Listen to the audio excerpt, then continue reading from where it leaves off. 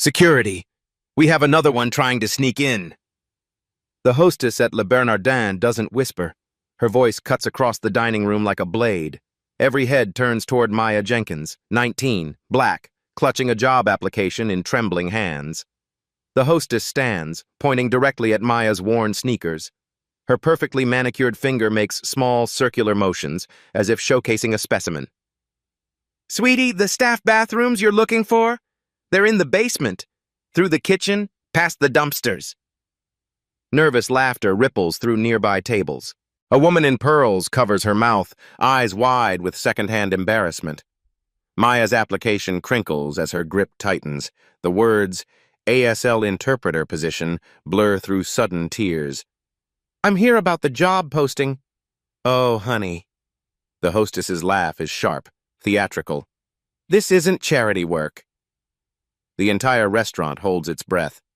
Have you ever been humiliated so publicly that strangers became your jury? Maya's face burns as she turns toward the exit. Her sneakers squeak against marble with each hurried step. The whispers follow her like smoke. But near the window, something stops her cold. A man sits alone at the corner table, sunlight streaming across his navy suit. His hands move in sharp, frustrated gestures. His face shows the kind of desperation that transcends language.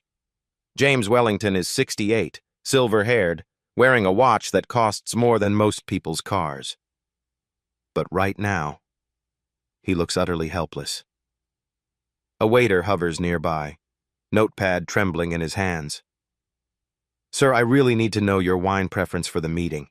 Your guests will arrive any moment." James's hands dance through the air. His fingers spell out letters, form shapes, paint pictures that the waiter cannot read. His mouth moves silently, forming words that will never be heard. The waiter's eyes darted around the dining room, seeking rescue. "I'm sorry, sir. I don't understand. Should I get the manager?" James pulls out his phone, types frantically. He shows the screen to the waiter. The waiter squints, reading aloud. "Need interpreter for business meeting. Severe garlic allergy. Must discuss the wine list." "Oh." The waiter blinks. "We don't have anyone who speaks that." James's frustration boils over. His hands move faster now, more urgently. Other diners begin to stare. Someone snickers. A woman leans toward her companion, whispering behind her menu. The hostess notices the commotion. She approaches with the same practiced smile she gave Maya. "Is there a problem here?" James types again, shows his phone. The hostess reads, her smile faltering. "Sign language. Sir, this is a fine dining establishment. We don't typically accommodate—" She trails off, unsure how to finish that sentence politely. Maya takes a step forward, then another. Her heart pounds. Every instinct screams at her to leave, to escape this place that has already humiliated her once. But James's hands are still moving, still searching for someone, anyone, who might understand. Maya thinks of Devon, her little brother, trapped in silence while the world talks around him. She knows exactly how that feels. "Excuse me," Maya says softly. Maya's voice cuts through the tension like a warm blade. "Excuse me?" Every head turns. The hostess's eyebrows arch in disbelief. The waiter freezes mid-gesture. James Wellington looks up from his phone, hope flickering in his tired eyes. Maya steps forward, her worn sneakers suddenly silent on the marble. Her hands rise slowly, gracefully, like a conductor preparing an orchestra. She signs with fluid precision. "Good afternoon. I apologize for the confusion. How may I help you?" The transformation is instant. James's entire body relaxes. His face breaks into the first genuine smile anyone has seen from him all day. "You sign beautifully," he responds, his hands dancing with renewed energy. "Where did you learn?" Maya's fingers spell out her reply while she speaks aloud for the watching crowd. "My younger brother is deaf. I've been signing since I was 7. The waiter's mouth falls open. The hostess takes an involuntary step backward. "He's asking about your wine selection," Maya tells the waiter, her voice steady despite the tremor in her chest. "He has a severe garlic allergy and needs to know which wines pair with dishes that won't trigger his condition." "Oh!" The waiter scrambles for his wine list. Of course. Let me get our sommelier immediately. James signs rapidly, his movements urgent but controlled. Mr. Wellington is here for a business meeting with the restaurant owner, Maya translates, her hands keeping perfect pace with his thoughts. He'd like to review sustainable seafood options and discuss a potential partnership. The waiter's demeanor shifts like a switch being flipped. His spine straightens, his voice drops to respectful tones. Mr. Wellington? Yes, sir. Ms. Torres has been expecting you. Let me get her right away. He practically sprints toward the kitchen. James turns back to Maya, signing with what can only be described as relief. You translate not just my words, but my meaning. That's rare. Before Maya can respond, Michelle Torres emerges from the kitchen. She's 40, professional, wearing chef's whites with the confidence of someone who has earned every star on her reviews. Mr. Wellington, I'm so sorry for the confusion. We weren't prepared for... She stops, noticing Maya for the first time. And you are? Maya, she says simply. I'm helping with interpretation. James's hands move in complex patterns, and Maya's voice follows like a shadow.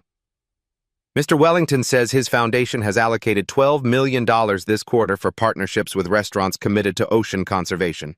He's evaluating Le Bernardin as a potential flagship partner. Michelle's professional composure cracks. Her eyes widened. 12 million? Maya continues translating James's rapid signing. He'd like to know your current waste reduction percentages, your supply chain transparency protocols, and whether you'd be interested in a pilot program that could serve as a model for sustainable dining nationwide. The silence that follows is profound. Michelle stares at Maya as if seeing her for the first time. The hostess has gone pale. Other diners lean forward in their chairs, straining to catch every word. Your interpretation is incredibly precise, Michelle says slowly. Are you a professional interpreter? Maya shakes her head. No, ma'am, I learned from my brother. James signs something that makes Maya smile. A real smile, not the nervous half grin she's worn all day. Mr. Wellington says I have natural talent combined with genuine care. He says that's a rare combination. Michelle nods, still stunned. Could you ask Mr. Wellington if he'd like to tour our sustainability facilities? We've reduced food waste by 40% this year. As Maya translates, her confidence grows with each gesture.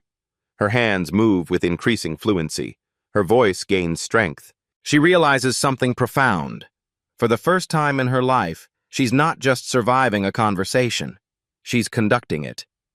The hostess watches from across the room, her face a mask of dawning horror. She clutches her reservation book like a life preserver. James signs to Maya. In 10 minutes, you've accomplished what 3 previous interpreters couldn't in 3 hours. You don't just speak our language, you understand our world.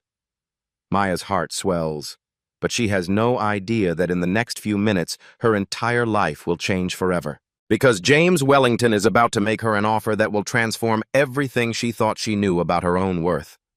Maya's fingers pause mid-sign as memories flood back. The weight of James's words, "You understand our world," carries her to a place 12 years ago. She was 7, sitting in a sterile hospital room that smelled of antiseptic and fear. Devon lay in the narrow bed, so small he barely made a dent in the white sheets. Machines beeped softly around him like electronic lullabies. The hearing loss is profound and permanent, the doctor had said, his voice careful and clinical. You'll need to consider communication options, sign language, cochlear implants, specialized education programs. Maya's mother cried quietly in the plastic chair. Her father stood frozen by the window, staring at nothing. But 7-year-old Maya climbed onto the bed beside her baby brother. She touched his tiny hand, felt his fingers curl around hers. I want to learn with him, she announced to the room full of adults. They tried to explain that it wasn't necessary, that there were professionals for this, that she was just a child herself. Maya didn't care. While her classmates learned multiplication tables, Maya learned fingerspelling. While they played video games, she practiced facial expressions that could change entire meanings. While they complained about homework, she interpreted at parent-teacher conferences, doctor appointments, and family dinners. Devon became her shadow. She became his voice. Every joke he signed, she spoke aloud so others could laugh with him, not at him. Every question he had about the world, she made sure got answered. Every dream he shared in silent gestures, she helped make real. "You know," Devon had signed to her just last week, "sometimes I think you understand me better than I understand myself." Maya had laughed, but his words stuck, because loving Devon had taught her that communication wasn't just about words. It was about seeing the person behind the language, feeling their thoughts, carrying their hopes. She never imagined that skill would matter to anyone beyond her family. Now, standing in this gleaming restaurant, watching James Wellington's face light up with each perfectly translated phrase, Maya realizes something profound. Love had made her fluent. But fluency, it turns out, could change the world. Her phone buzzes. A text from Devon. "How's the interview going? You've got this." Maya smiles, signing, "I love you," to the empty air. Some conversations, she's learned, don't need words at all. Maya facilitates the conversation between James and Michelle with growing confidence. Her hands dance between languages while her voice bridges two worlds. "Our sustainability program has reduced food waste by 40%, Michelle explains, "but we'd love to expand our impact." Maya's fingers translate precisely. She's proud of their progress but hungry for more meaningful change. James nods, signing his response. Maya says, "Mr. Wellington asks what your biggest obstacle is in reaching zero waste." Honestly, customer education. People don't realize how their dining choices impact ocean ecosystems. Suddenly, James's phone erupts with urgent buzzing. His face shifts from interested to deeply concerned as he reads the screen. He signs rapidly to Maya, his movements sharp with urgency. "Mr. Wellington needs to take this call," Maya translates. "It's about a time-sensitive environmental crisis in the Pacific Northwest. He's asking if you could continue this discussion with his foundation's regional director who's joining by video." Michelle's eyebrows rise. "Of course, whatever's needed." Within minutes, Michelle has her laptop set up. The screen flickers to life, revealing Sarah Lane, a woman in her 40s wearing a field jacket. Behind her, Maya can see the chaos of an emergency command center. Sarah immediately begins signing, her movements urgent and technical. Maya realizes with a jolt that she's now the sole communication link between three parties. James in person, Sarah on screen, and Michelle and the restaurant staff around the table. "Maya," Sarah signs from the screen, "we have a potential oil contamination situation. 17 restaurants in our network need to halt all Pacific salmon orders within the next 4 hours. Maya turns to Michelle. "There's a potential contamination issue with Pacific salmon suppliers. The Foundation needs all partner restaurants to suspend those orders immediately as a precaution." Michelle's face pales.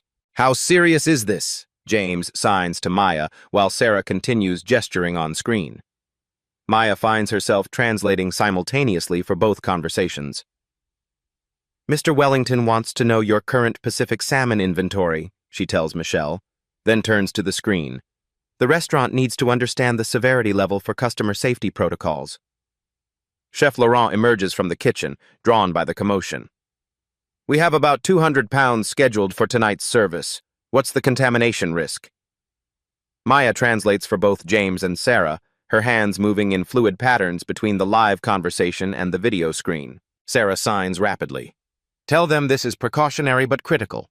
The Foundation will compensate any financial losses from suspended orders." "The Foundation will cover all costs from the halted salmon orders," Maya relays to Michelle. "This is about preventing a potential health crisis." Michelle stares at Maya in amazement. "You're managing 3 different conversations simultaneously. Are you certain you're not a professional interpreter?" James signs his response with what looks like pride. "She's better than most professionals I've worked with. Natural intuition combined with genuine care." For the next 30 minutes, Maya orchestrates an intricate dance of emergency communication. She coordinates inventory reports, compensation agreements, supplier notifications, and safety protocols. Her hands never stop moving. Her voice never wavers. Her mind processes technical terminology, emotional subtext, and logistical details with remarkable precision. When the crisis protocols are finally established, the restaurant falls silent. Chef Laurent shakes his head in wonder. "In 15 years of restaurant management, I've never seen crisis coordination handled so smoothly." Sarah signs from the screen. Maya, you've just helped prevent a potential environmental disaster affecting 3 coastal communities. James looks at Maya with something that transcends professional respect. But Maya has no idea that her biggest test still lies ahead, because in 24 hours, she'll face a crisis that will determine not just her future, but the environmental safety of an entire ecosystem. The emergency coordination has barely ended when heavy footsteps echo across the marble floor. David Morrison approaches with the authority of someone accustomed to being the most important person in any room. He's 50-something, wearing a suit that costs more than Maya's semester tuition. His eyes scan the scene with obvious irritation. "Michelle, what's all this commotion?" His voice carries the sharp edge of someone whose afternoon has been disrupted. "We have dinner service preparation to consider." "David, meet Maya," Michelle says carefully. "She's been helping us navigate an urgent environmental situation with Mr. Wellington." David's gaze slides over Maya like she's furniture. His assessment is swift and dismissive. "The college student?" He doesn't bother addressing Maya directly. "Michelle, we cannot have random individuals handling sensitive business matters. What if she misinterprets something critical? Our reputation is at stake." James watches this exchange with growing concern, his hands forming questions that Maya hesitates to translate. "What did the manager say?" James signs. Maya's confidence, so strong moments before, begins to waver. "He's concerned about my qualifications." David steps closer, his voice taking on the patronizing tone reserved for children and service workers. "Look, miss, I'm sure you mean well, but this is Le Bernardin. We maintain relationships with Fortune 500 companies and international dignitaries. We need certified professionals, not good intentions and wishful thinking." Maya's hands slow in their signing. Self-doubt creeps into her voice. "Maybe he's right. I don't have any official credentials." Before the conversation can continue, the restaurant door swings open with theatrical timing. Patricia Williams strides in wearing the confident smile of someone who has never been questioned. She's 45, carrying a leather briefcase that screams professional competence. A certification badge gleams from her blazer lapel like a badge of honor. "I apologize for the delay," Patricia announces to the room. "Traffic was impossible. I'm Patricia Williams, certified ASL interpreter from Premier Language Services." David's relief is visible and immediate.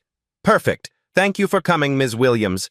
Now we can handle this situation properly." Patricia extends her hand to Maya with professional courtesy that somehow feels like dismissal. "Thank you for helping out, dear, but I'll take over from here. Business interpretation requires professional certification and liability insurance." Maya steps back automatically, feeling herself shrink back into invisibility. James watches this power shift with a mounting alarm.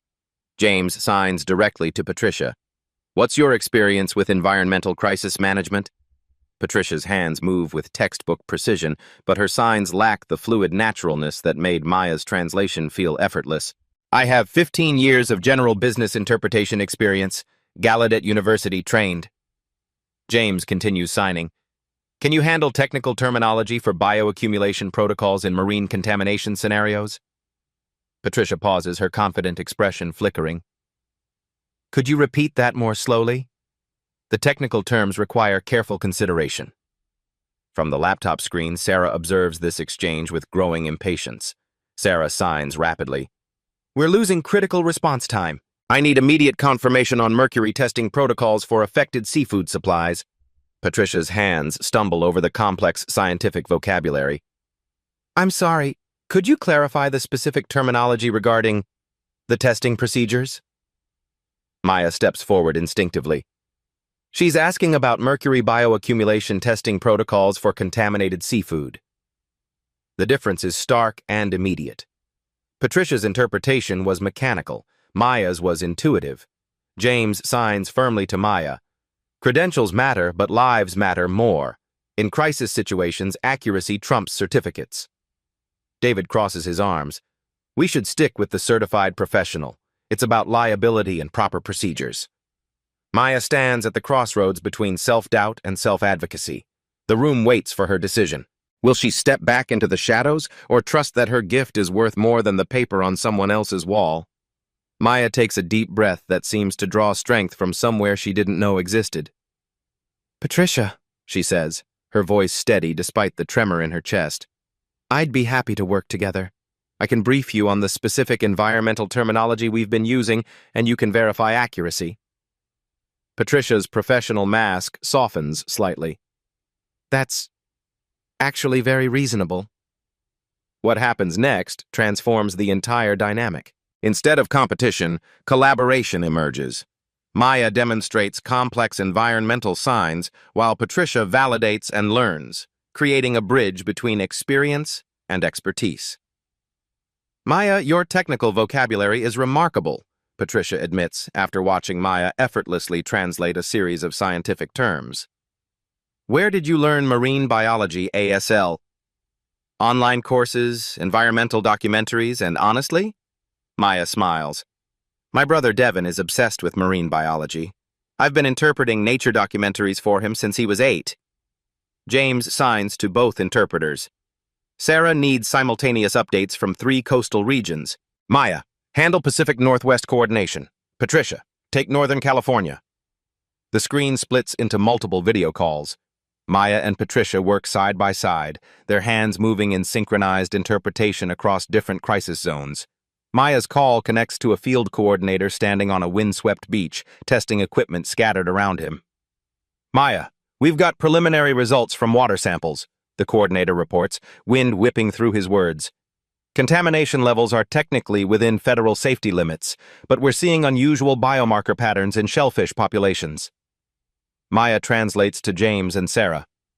Contamination meets federal standards, but shellfish show abnormal biomarker responses. This suggests sub-threshold but potentially cumulative effects on the ecosystem.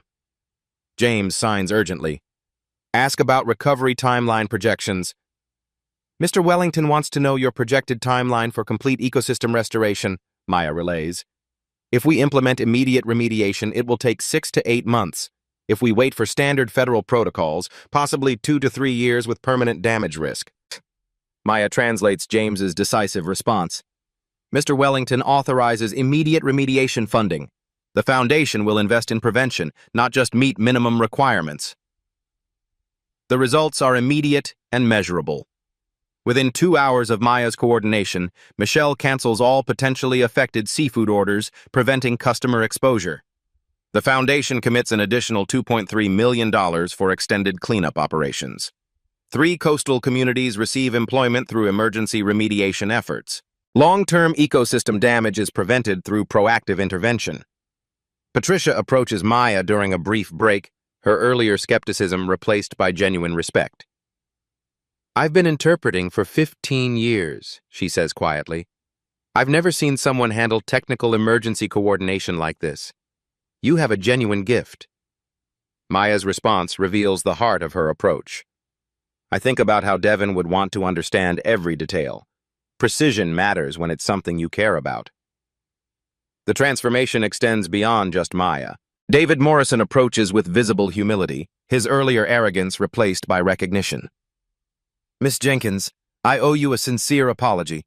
I allowed my assumptions to cloud my professional judgment. Thank you, Mr. Morrison. I understand the importance of professional standards. Would you consider a position here? We clearly need someone with your specialized skills for our international clientele. Maya has traveled an impossible distance in just 3 hours, from dismissed job applicant to essential crisis coordinator. James signs to Maya with unmistakable pride. You've prevented environmental disaster and established a new model for inclusive crisis communication. How does this feel? Maya signs back, her movements confident and sure. Like I finally understand what I'm supposed to do with this gift. But Maya doesn't realize that her journey has only just begun. Because James Wellington is about to make her an offer that will change not just her life, but her understanding of what her talents can accomplish in the world. During a quiet moment between crisis calls, James gestures for Maya to join him at a corner table away from the bustling coordination efforts. The afternoon light has softened, casting golden shadows across the restaurant. For the first time in hours, the urgency has paused, replaced by something more profound. Maya, James signs, his movements deliberate and thoughtful. In 30 years of building businesses and foundations, I've rarely encountered someone with your combination of skill and integrity. May I ask something personal? Maya nods, her hands ready to respond. What are you studying in college? Pre-law, Maya signs back. I want to become a disability rights attorney. Help people like Devon access equal opportunities in education and employment. James pauses, studying her face with the intensity of someone making a life-changing decision. And you're working to pay for school? Maya's response carries the weight of countless late nights and stretched budgets. Student loans, part-time jobs, scholarship applications. It's challenging, but Devon deserves to see that dreams are possible. James leans forward, his next signs carrying the gravity of a formal proposal. Maya, I want to offer you a position. Director of Accessibility Communications for the Wellington Foundation. You'd coordinate with deaf and hard-of-hearing stakeholders worldwide, ensuring our environmental initiatives truly include every community. Maya's hands freeze mid-sign, her eyes widening with disbelief. I don't have experience with international coordination or... Experience can be taught, James interrupts gently. What you demonstrated today, intuitive communication, crisis management under pressure, genuine care for accuracy, these qualities define who you are. They cannot be learned from textbooks. He outlines the offer with careful precision. The salary covers your remaining education costs plus living expenses, part-time during school, full-time summers. After graduation, if you still want law school, the foundation will fund your legal education completely. Maya's hands tremble as she signs. Why me? Patricia has decades of professional experience. James's response reveals the depth of his observation. Because when Patricia struggled with technical terminology, you stepped forward to help her succeed, not to prove her inadequate. Because you think about Devon when you interpret, which means you consider the human being behind every conversation. Sarah joins them via the laptop screen, her timing perfect for validation. Maya, I've monitored your interpretation for 6 hours straight. Most professional interpreters require 20-minute breaks to maintain accuracy. You sustained precision for 6 hours without a single significant error. James continues. The deaf and hard-of-hearing community needs advocates who understand both worlds completely. You're not just an interpreter, Maya. You're a bridge builder between communities that need each other. Maya signs slowly, emotion evident in every gesture. I need to discuss this with my family. This would transform everything. Of course. Take whatever time you need. James removes a small silver pin from his lapel, the foundation's symbol featuring interlocking waves and trees. This represents our commitment to environmental stewardship through inclusive community engagement. I want you to have it, regardless of your decision. You've earned it. Maya accepts the pin with reverent hands. I never imagined my skills could create such meaningful change.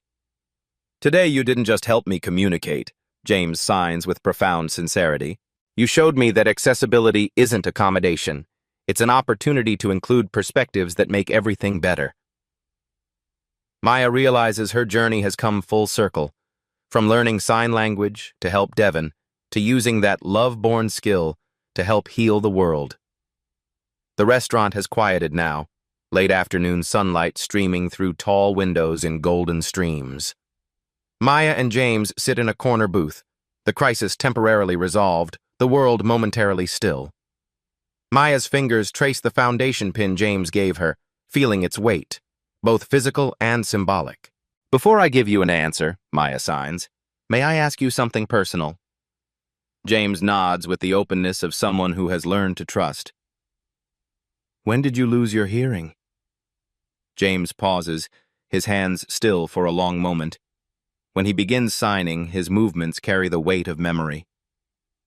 I was born hearing. Built my first company while I could still hear board meetings and phone calls.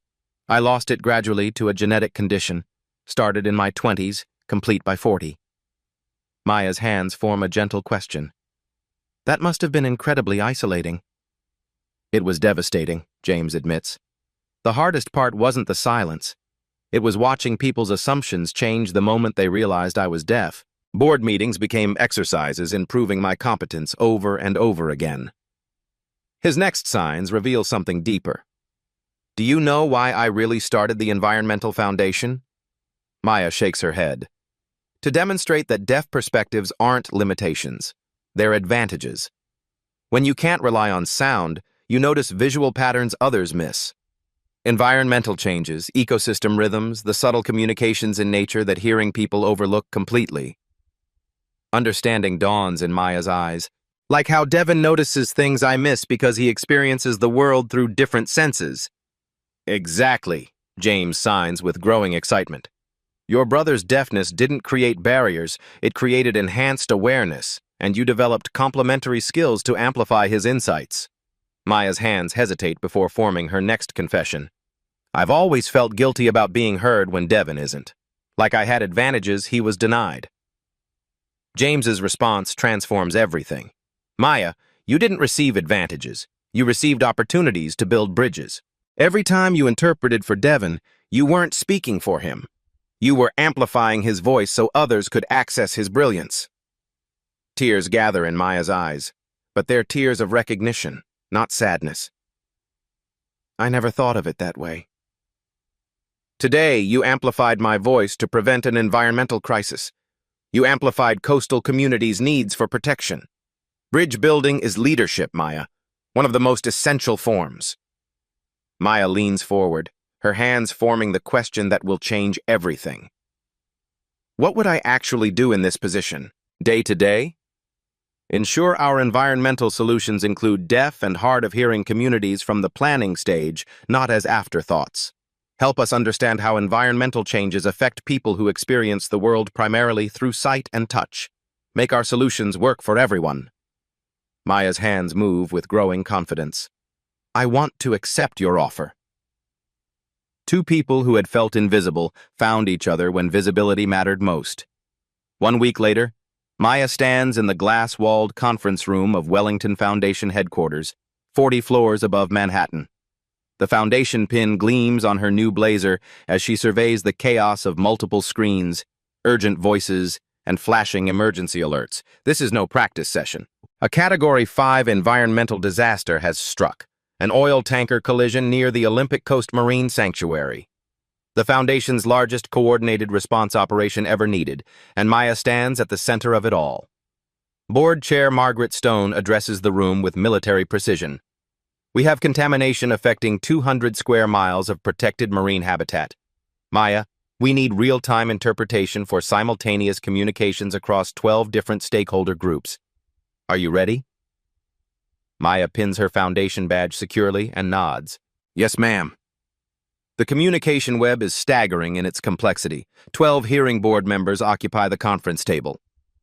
4 deaf environmental scientists join virtually from field locations across 3 time zones. 3 hearing field coordinators connect via satellite phones from the disaster site. Government liaisons, 1 deaf, 1 hearing, participate from Washington, D.C. international partners from Norway, Japan, Canada, Iceland, and New Zealand await coordination through various video platforms. Maya positions herself at the room's center, surrounded by screens showing windswept beaches, laboratory facilities, and government offices.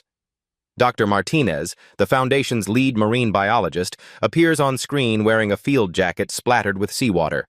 His signing is rapid and urgent. Immediate assessment confirms contamination affecting 3 endangered species breeding grounds, Maya translates. Gray whale calving areas, sea otter recovery zones, and salmon spawning streams. Emergency wildlife rescue operations must launch within 8 hours or mortality rates will become catastrophic. Simultaneously, the federal coordinator's voice crackles through satellite connection.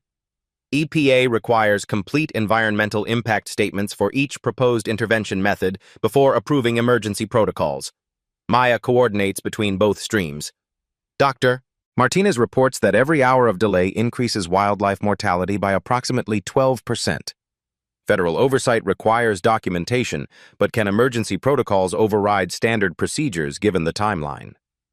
The Norwegian environmental minister joins via video link, her interpreter explaining, Norway can deploy specialized cleanup vessels within 6 hours, but requires legal liability frameworks before committing resources.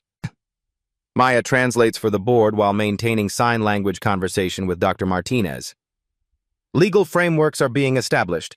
Mr. Wellington authorizes up to $50 million in emergency insurance coverage for international assistance. Then, the crisis escalates exponentially. Weather conditions worsen, creating communication breakdowns. Static interrupts satellite connections. Internet bandwidth becomes unstable under emergency load.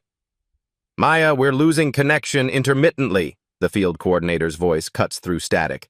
"Need you to relay critical GPS coordinates to incoming Norwegian vessels." Dr. Martinez signs frantically from his deteriorating video feed. Wildlife rescue team found 47 oil-covered marine mammals. Immediate rehabilitation is required, but the nearest facility is 300 miles away. The government liaison interrupts. Helicopter transport requires additional permits due to protected airspace restrictions over the sanctuary. Maya orchestrates solutions across multiple crisis streams simultaneously. "Can Norwegian vessels serve as floating rehabilitation platforms?" she asks the minister while signing coordinates to Dr. Martinez. Foundation provides all veterinary equipment and certified staff. If Foundation supplies certified wildlife transport specialists, can we expedite airspace permits for emergency medical evacuation? She queries the government while translating facility requirements for the Norwegians.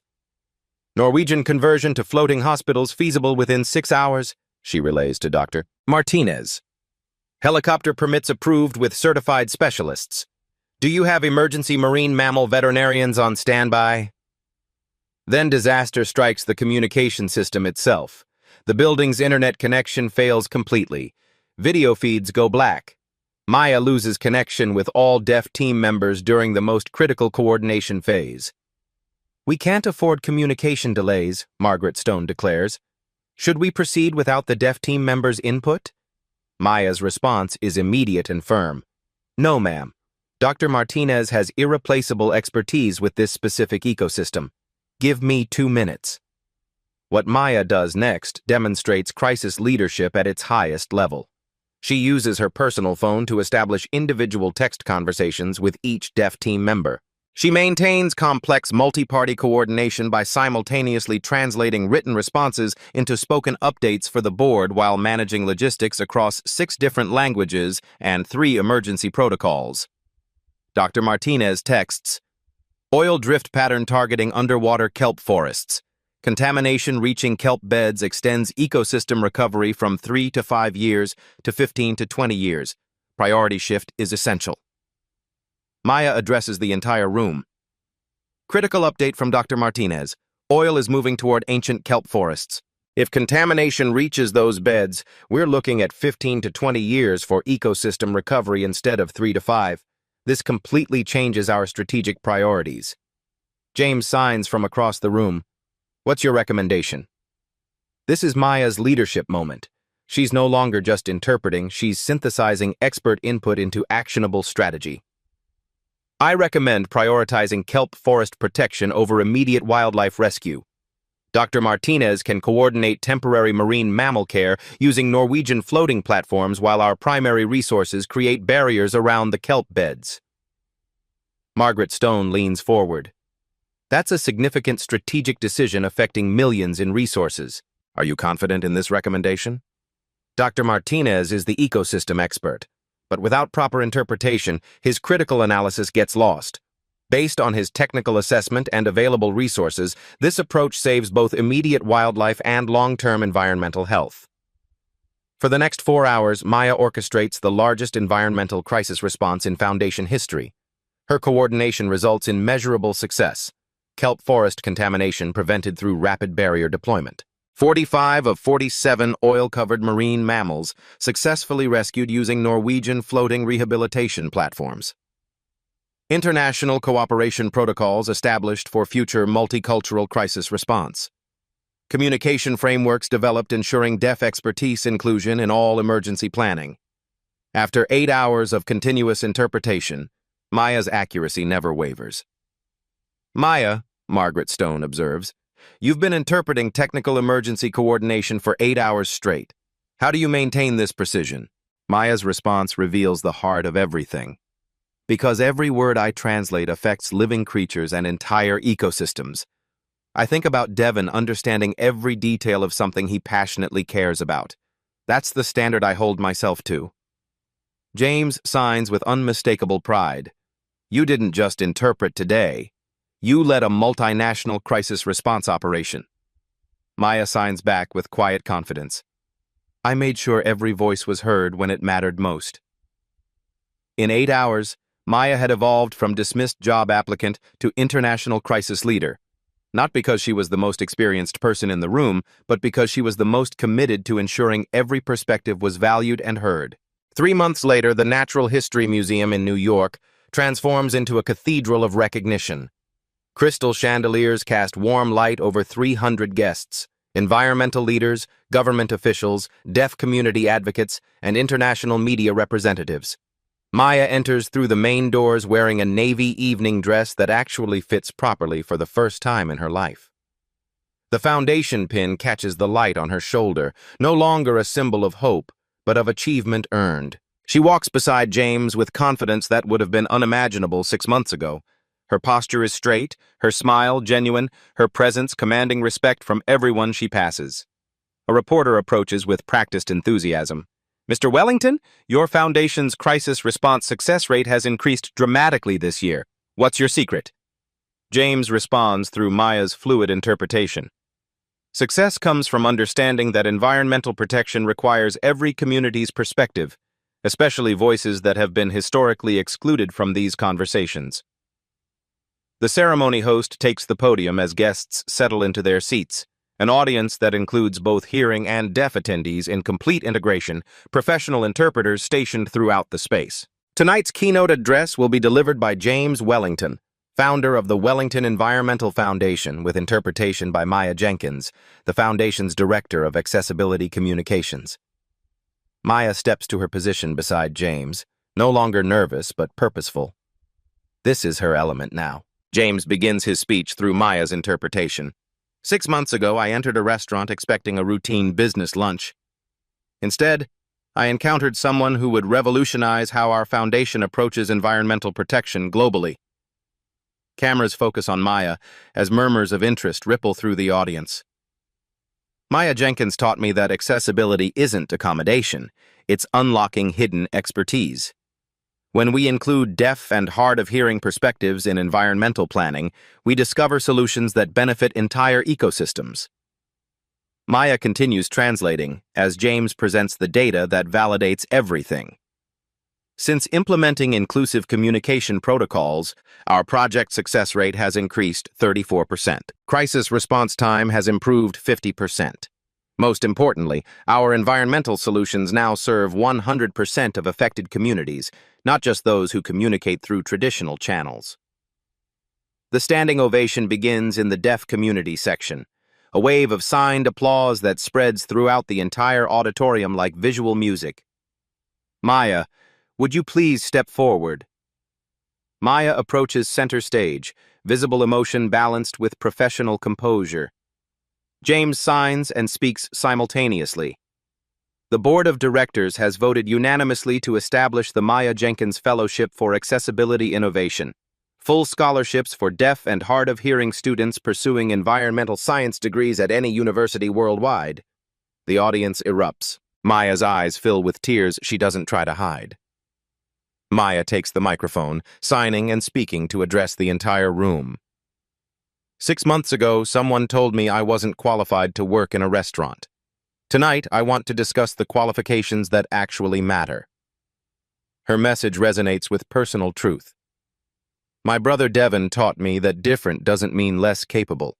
It means bringing unique perspectives that solve problems others can't see. The deaf community has observed environmental changes through visual and tactile awareness for generations. We just needed bridges to translate those observations into action. The surprise she's prepared creates the evening's most powerful moment. I want to introduce the person who made all of this possible. My brother, Devin Jenkins. Devin walks onto the stage wearing a sharp suit, signing with the confidence of someone who has never doubted his worth. At 14, he carries himself like the young leader he's becoming. Devin signs while Maya interprets.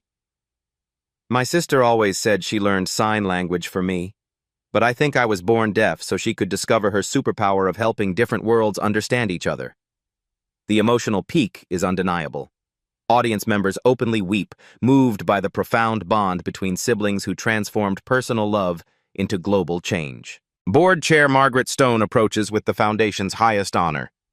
Maya, the Environmental Bridge Builder Award, recognizes individuals who create lasting connections between communities and conservation. The Crystal Award is shaped like interlocking hands, engraved with text in both English and Braille, a perfect symbol of universal access. Maya accepts the award with reverence. This belongs to every person who has felt invisible, unheard, or underestimated. Your perspectives aren't barriers to overcome, they're solutions waiting to be discovered. The media impact is immediate and global. A live television reporter addresses viewers. This is Channel 7 News at the Wellington Foundation Awards, witnessing what many call a paradigm shift in environmental activism, placing accessibility and inclusion at the center of conservation efforts. Social media explodes with real-time posts. Hashtags trend worldwide. Hashtag bridge builder. Hashtag accessibility first. Hashtag environmental inclusion.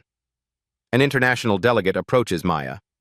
Ms. Jenkins, the United Nations Environment Program invites you to address our Global Climate Summit about inclusive environmental planning. Maya's response demonstrates how completely she has grown into her role. I'm honored, but only if full accessibility accommodations are fundamental to the planning process, not afterthoughts. Every attendee deserves equal access to participate and contribute. The evening's full circle moment comes through a video message from Le Bernardin. The restaurant now displays a Wellington Foundation Sustainability Partner plaque and features permanent ASL interpretation during all service hours. The same hostess who dismissed Maya 6 months ago speaks to the camera with genuine humility. We learned that assumptions about people's capabilities can blind us to extraordinary talent. Maya transformed our understanding. Accessibility isn't a requirement, it's an opportunity to serve everyone better. Impact statistics scroll across screens throughout the venue. 23 environmental crises coordinated through inclusive communication protocols. $127 million in environmental protection funding allocated. Over 300 deaf and hard-of-hearing community members employed in environmental roles. 68 restaurants implementing combined sustainability and accessibility programs. 18 universities developing inclusive environmental science curricula. James addresses the audience for the ceremony's climax. Maya once asked why I chose her over certified professionals. Tonight I want to show you exactly why. A video presentation begins. 3 months of Maya's work condensed into powerful moments. Maya coordinating with scientists in remote Arctic locations, interpreting complex climate data for international policymakers, leading community meetings in coastal towns, training other interpreters in specialized environmental ASL vocabulary. The standing ovation that follows is thunderous, sustained, and universal. Government officials, environmental leaders, and advocates rise together. The visual is stunning, deaf community members creating waves of signed applause that ripple throughout the crowd like ocean currents. Maya looks out at the audience, then signs to Devon. "We did it, little brother." Devon signs back with a grin that lights up his entire face. "You did it, Maya. You helped the whole world learn our language." The transformation is complete. 6 months ago, Maya was dismissed as unqualified for a restaurant job. Tonight, she stands as an internationally recognized environmental leader whose work bridges communities and saves ecosystems. But more than that, she has proven that the most powerful qualification isn't a certificate on the wall, it's the courage to build bridges between worlds that desperately need each other. 6 months later, Maya walks across the stage at Columbia University, her cap and gown flowing in the spring breeze. The foundation pin gleams on her graduation stole as she accepts her diploma, summa cum laude, double major in environmental science and disability studies. Devon cheers from the audience, his hands forming enthusiastic applause. Their parents beam with pride they never imagined possible. James and the foundation team occupy an entire row, witnessing the completion of an extraordinary journey. Back at their family's modest apartment in Queens, Maya spreads her Harvard Law School acceptance letter across the kitchen table where she once struggled with homework while learning sign language. "Harvard Law?" Devon signs, his excitement infectious. "Maya, you're going to change everything." "We're going to change everything," Maya signs back. "Your perspective taught me that different viewpoints aren't obstacles, they're opportunities waiting to be discovered." The sisters return to Le Bernardin for lunch, but this restaurant has transformed completely. 3 deaf staff members work alongside hearing colleagues. Professional ASL interpretation is available during all service hours.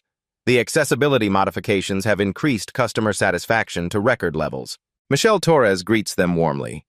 Maya, you helped us understand that accessibility brings new customers and creates better experiences for everyone.